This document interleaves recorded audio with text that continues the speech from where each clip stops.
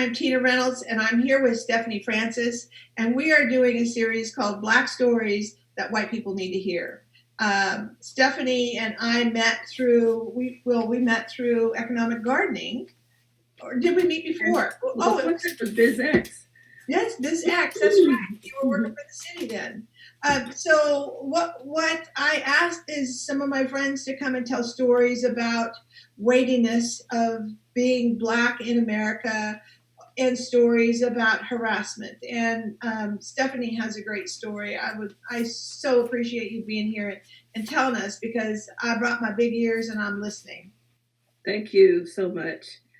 Well, and thank you for the invitation. I've been really wanting to share this story for a while. And actually, I mean, there's lots of stories I could probably bring up, but this one in particular has stayed with me since I was around 19 or 18 years old. And I had just, I was in my first year, Sierra College, had just graduated, was a near 4.0 student. I had AP classes. I was doing community service with my mother, translating for the migrant workers in the thrift shop retail store. I was four sport athlete in high school, and actually, kind of a literal and an actual Girl Scout. I had the badges and everything, and so I was probably the quintessential citizen. And a friend of mine and I decided to go to the mall and do some shopping. And, we shopped at a couple stores and bought some things. We had those big shopping bags, the paper shopping bags that we used to get. And then we decided to go into one of the anchor stores.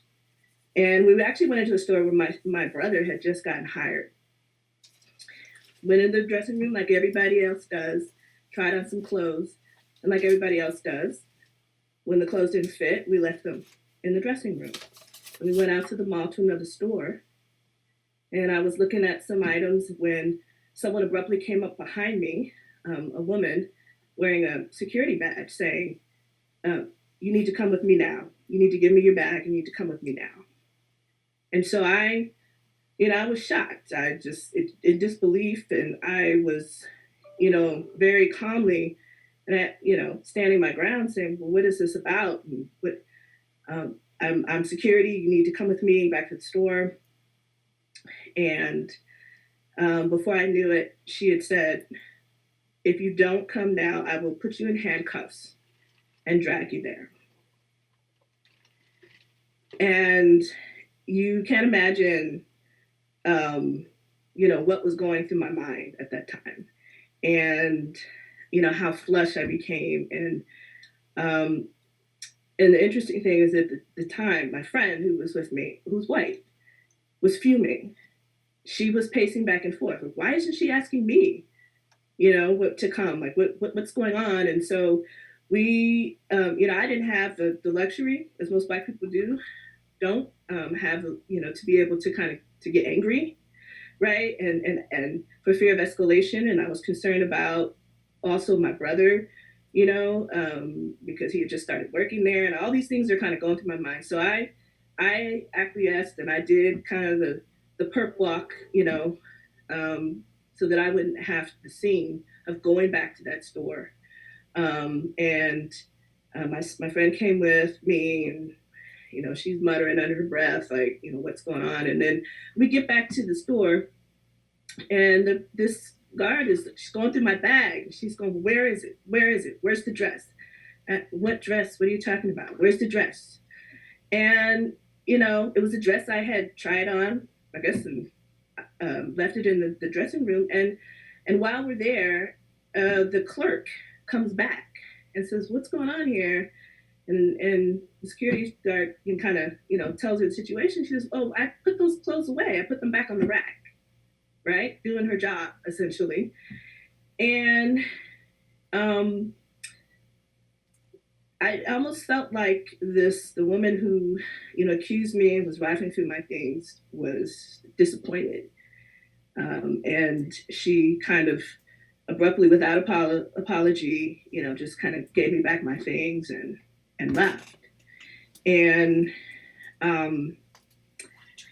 I tell you, even though, some of the follow up that I did was I just, I asked to meet with the manager. I had just kind of worked with my brother to do that. And I did report the incident.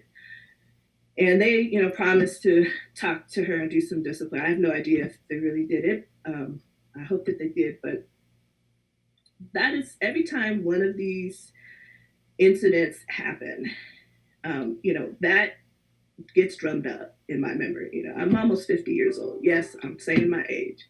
And that still comes back to me.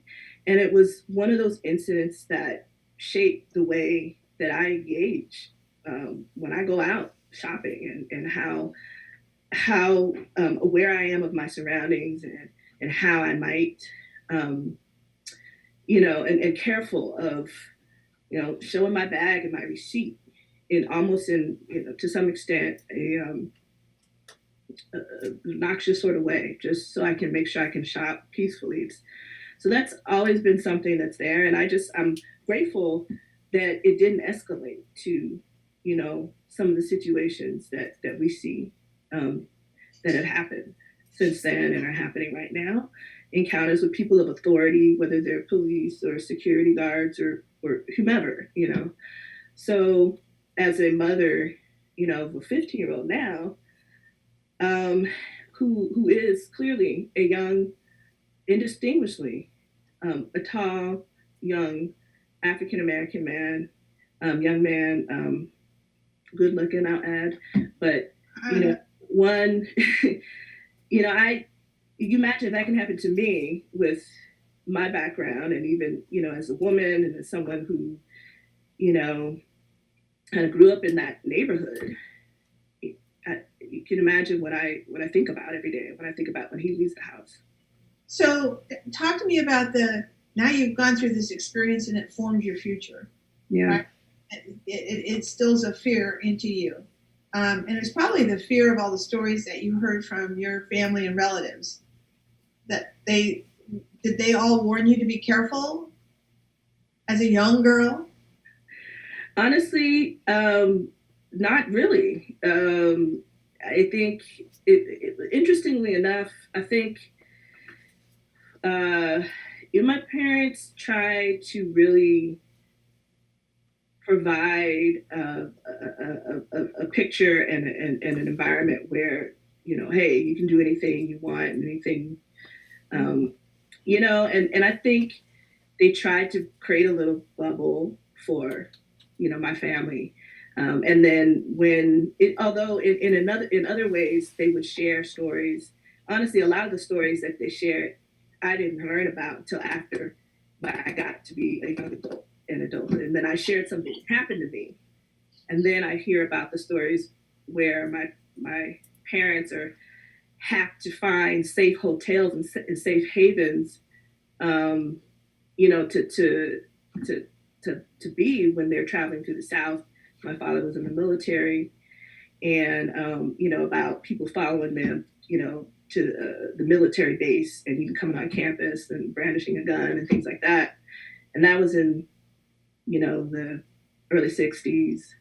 So I started, even today, even just last week, I had one of those conversations with my parents who are 77, and they started reminiscing about all these things and how they've sort of survived situations, um, and been having this conversation. So I think it's really been kind of in, sort of in response to things happening, but I think it's there are a lot of things that happen that are overt, and then there are these sort of what they call microaggressions, or things that are just sort of systemic, with the choices of where you have to buy, property, and and the conditions that certain neighborhoods are, where there's mostly people of color, living, and the services that you get, and I noticed a stark difference, especially as I got older, became a parent, and homeowner myself. Yeah, you start looking around and going, something's not right here. So talk to me about your son, and have you had conversations with him about venturing out in the world as a young Black man? Yes, we have, and he's aware, and it's hard. Let me tell you, this is the toughest conversation an African American parent can have, because again, you want your children to be as confident and bold, to go out in the world and try everything, right? You don't want them to have any barriers, but if you don't educate them or kind of inform them, and prepare them for these almost inevitable, encounters or situations, then you could be doing them a disservice as well. So it's a double edged sword having to have these conversations, but uh, you know they have to be done, and there's actually, with my son, in many ways, it's he's been able to see for himself because of social media and everything going on, and how all of these, what's happened historically is kind of at people's, they're right on your screen, it's at your phone, it's at your fingertips. And so, um, he's been able to have conversations, and he's developed his own, kind of awareness as well. And, you know, uh, of course, as a mother, it probably thinks that I overcompensate, for things. But I can't, I have to let him go, but I have to make sure that he's aware of It's hard. It is hard. yeah. So, um, as you grew up, Hmm. here you are set in your world, and you're a professional. Um, Still, when you walk into a room and you're the only Black person, are you aware of that? Talk about how you feel when you walk into a room. I'm definitely aware of it. I'm not unaccustomed to it though. So it doesn't it doesn't give me a discomfort, because I'm used to it from high school forward. But it sometimes it could it make I'm aware of it, depending on the circumstances. I might be, um, disappointed just to not see more diversity in a group.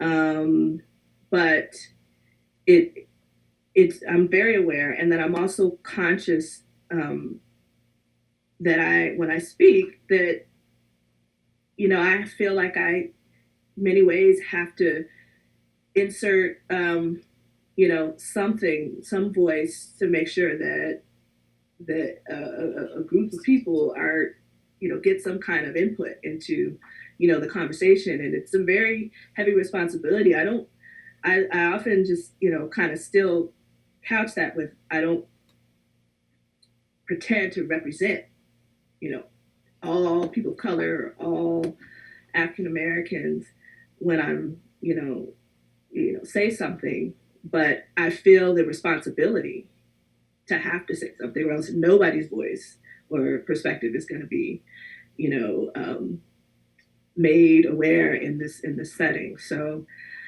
it's probably, and I was like I said, I was just shy, even though, I wasn't like one of those people that spoke out or talked a whole lot.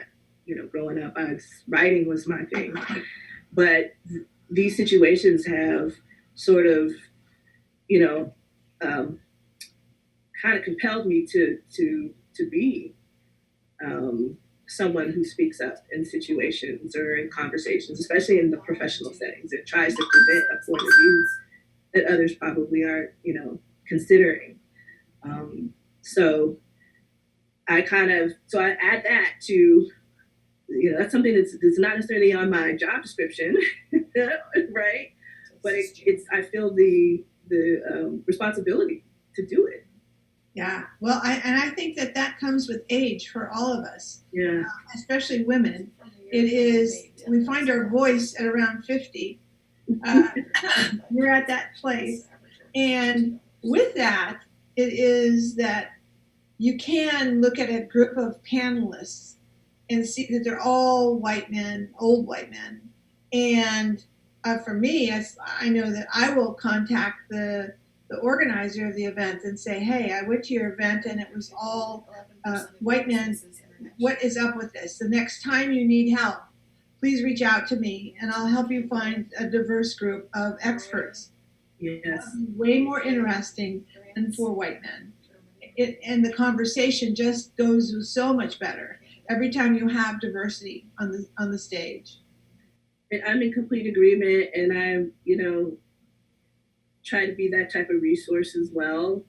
And because I think, we all need to learn from each other. I mean, it's a heavy weight, but if we're going to create some change, we have to, talk to the people who it definitely have the potential to change, and bring them on board. So I think that's great, and it's one of the reasons why I'm here doing this interview with you, Tina. So I appreciate it. Well, and I appreciate you. Let's end this with: are you feeling that this is a different time? Is this giving you a glimmer of hope? Talk to me about how it feels this time. Honestly, I'm gonna say yes. It feels different. I was in college during Rodney King. I lived through 9/11 when I was in DC there, and a lot of different kind of responses to things happening in the world. And I think I see a lot more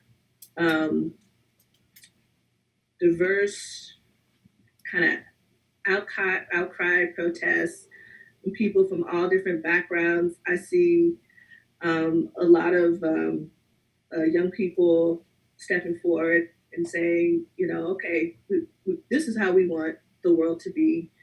I see, what really struck me, Tina, was LinkedIn, which was so, corporate and white bread, right? And yeah, and just all these conversations happening now about what needs to happen in businesses, and that's especially important because wealth and just your quality of life, being able to take care of yourself is like at the core of human dignity, and that's something that Martin Luther King, said. And so, oh goodness, sorry.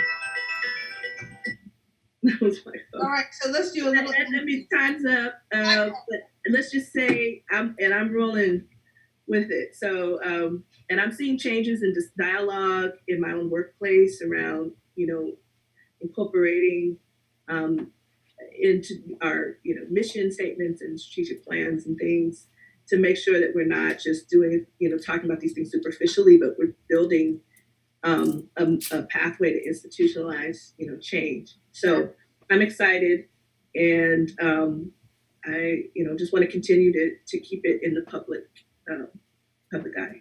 Yeah. Well, my whole deal is that let's stop talking about it.